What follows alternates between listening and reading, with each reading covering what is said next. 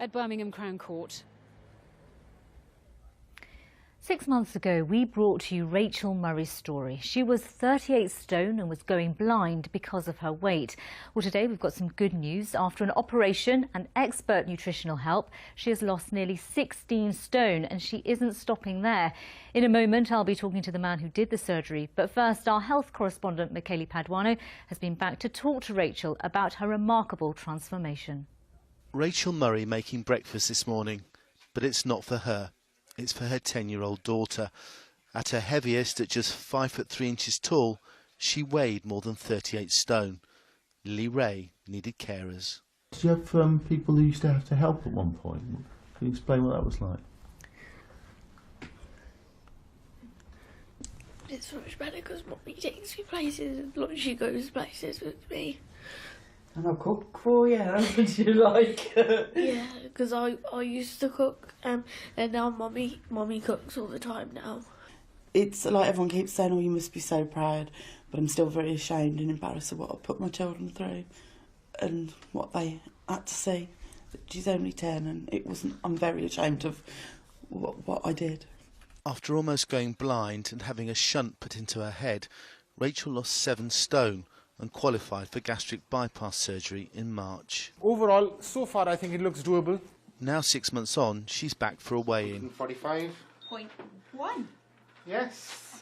Overall, she's lost nearly 16 stone in weight. This was the evil one at the time. I know, I told everyone. For those treating obese patients, there's frustration that budgets have been cut. They feel they could help more, but they know it's important to get to the root of people's problems. If you speak to her, she'll say that I was the bad cop when I first met her. Obesity is a psychological disease as much as it is a biological disease, and it's actually making them realise the reasons why they were obese in the first place so that they can move forwards. This was Rachel climbing stairs 6 months ago. I'd have had to stop and sit down. This is now, and she wants to help others. Good, isn't it? I could have threw away £20 on a takeaway before. Now I can use that money that I don't need to use on food and give back to people that do need it. It's about paying it forward. I've been given a new chance at life, so it's about helping other people with their lives. Oh, sorry, I get emotional. But it is really important to me. Rachel can now take her daughter to school and walk the dog, a present she gave to herself when she lost 12 stone. You've just got to stick with it, and you've got to do as they say. Don't try bending the rules, because you're cheating yourself, nobody else. And if you want to see the results, you've got to stick with it. Michele Paduano, BBC Midlands Today.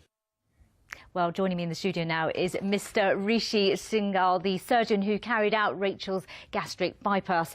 Now, amazing results there. You've been involved in a study for the British Medical Journal where you looked at how obese patients are treated in Birmingham compared with how they are in Taunton in the southwest. What did you find? We looked at access to surgery and the variability in access to surgery, and what we found that in the West Midlands, you have to be more obese and more socioeconomically deprived to get the same surgery that you get in Southwest without being so obese or so deprived. So there is a difference in the access and the variability in the access to surgery. And fewer operations being carried out? Yes, so over the last 5 years, we have noticed an year-on-year reduction in the number of operations we do, both nationally and locally. So nationally, the number of operations that are performed has dropped by almost 31% in the last 5 years. Why do you think that is? There is limited funding. I think there is a lot of information around bariatric surgery, but the funding is limited. And we cannot only do the operations that we are funded for in the NHS. And I understand that the funding now has been put in the hands of the local clinical commissioning groups. Are you concerned about that? Well, all the operations are funded by the local commissioning groups, but local commissioning groups have a fixed pot of money, and they have a lot of services to commission. So UK is only doing 5,000 operations a year, when countries like France, which have the same population as UK, are doing 37,000 operations a year.